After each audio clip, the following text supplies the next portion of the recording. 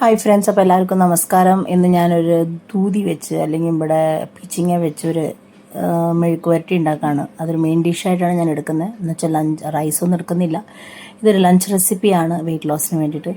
അപ്പോൾ അതിന് വേണ്ട ഒരു പച്ചമുളക്, ഉള്ളി, ബെൽ പെപ്പേഴ്സ്, എനിക്ക് റെഡ് ആൻഡ് യെല്ലോ, പിന്നെ ടൊമാറ്റോ. ഈ red and yellow bell peppers കുറച്ച് വില കൂടുതലല്ലേ, അപ്പോൾ കുറച്ചായിട്ട് ഞാൻ ഉപയോഗിക്കാറുള്ളൂ. ഇത് ഞാൻ എനിക്ക് മാത്രമായിട്ട് ഉണ്ടാക്കുന്നതാണ്.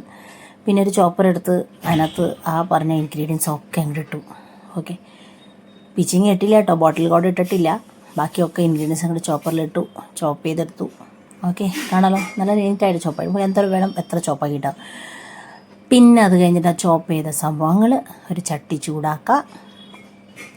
ചട്ടി എടുത്ത് ഗ്യാസ് വെച്ചു, ചട്ടി ചൂടാക്കി കഴിഞ്ഞാൽ അതിനകത്ത് ഇച്ചിരി എണ്ണ വയ്ക്കാം. അപ്പോൾ ഈ എണ്ണ ഞാൻ ഉപയോഗിക്കുന്നത് കോക്കനട്ട് ഓയിലാട്ടോ, കോൾഡ് പ്രസ് കോക്കനട്ട് ഓയിലാണത് ഉപയോഗിക്കുന്നത്. അധികം ഇടുന്നില്ല, ഒരു ടീസ്പൂൺ ഇടുന്നുള്ളൂ. പിന്നെ ആ ചോപ്പ് ചെയ്ത് വെച്ച സംഭവങ്ങൾ അങ്ങോട്ട് ഇടാം.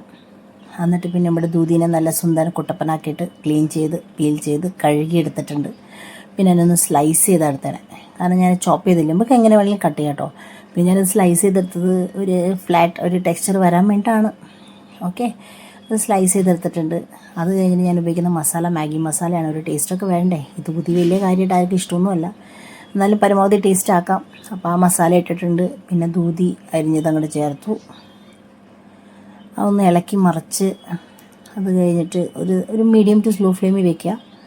അത് കഴിഞ്ഞിട്ട് ഇളക്കി മറിക്കുക. ഒന്ന് ഇളക്കി കഴിഞ്ഞിട്ട് ഒന്ന് അടച്ച് വെക്കുക. സ്ലോ ഫ്ലെയിമിൽ വെച്ച് അടച്ച് വെക്കുക. ഒരു 5-10 മിനിറ്റ് വെച്ച് കഴിയുമ്പോൾ അതൊന്ന് കുക്കായി കിട്ടും. അത് കുക്കായി കഴിഞ്ഞിട്ട് അത് തുറന്ന് കഴിയുമ്പോൾ ഇവിടെ നോക്കുമ്പോൾ ദൂതിയുടെ എന്ന് വെച്ചാൽ ഹാർഡായിട്ടുള്ള ടെക്സ്ചർ മാറിയിട്ട് സോഫ്റ്റ് ആയിട്ടുണ്ട്. അപ്പോൾ എന്ന് വെച്ചാൽ കുക്കായി. ആവശ്യത്തിന് ഉപ്പ് വേണമെങ്കിൽ ഉപ്പ് ചേർത്ത് കഴിഞ്ഞിട്ട് ഒന്ന് നല്ലോണം ഇളക്കിയെടുക്കുക. ടേസ്റ്റ് ഒന്ന് നോക്കുക. ഓക്കെ, ടേസ്റ്റ് കുഴപ്പമൊന്നുമില്ല, എനിക്കിഷ്ടമായി. പിന്നെ നമ്മൾ വെയിറ്റ് ലോസിലല്ലേ, അപ്പോൾ പിന്നെ ഈ ദൂതി എന്നൊക്കെ പറയുന്നത് നല്ല സാധനം കേട്ടോ. ലോ കാലറിക്കാണ്, 15 to 20 കാലറീസ് ഉള്ളൂ ഒരു 100 ഗ്രാമിൽ.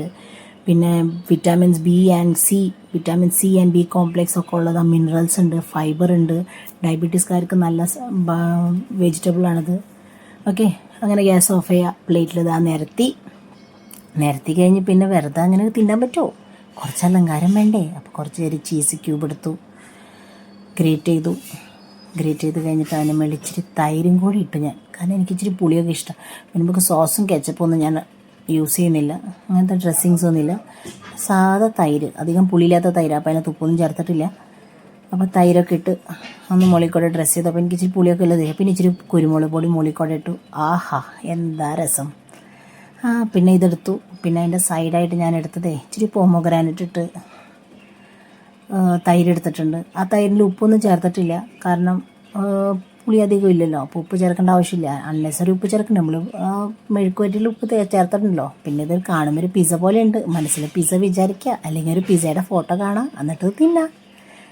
Yes, bye, see you, take care. Subscribe ചെയ്യണം, ആരും സബ്സ്ക്രൈബ് ചെയ്യുന്നില്ല.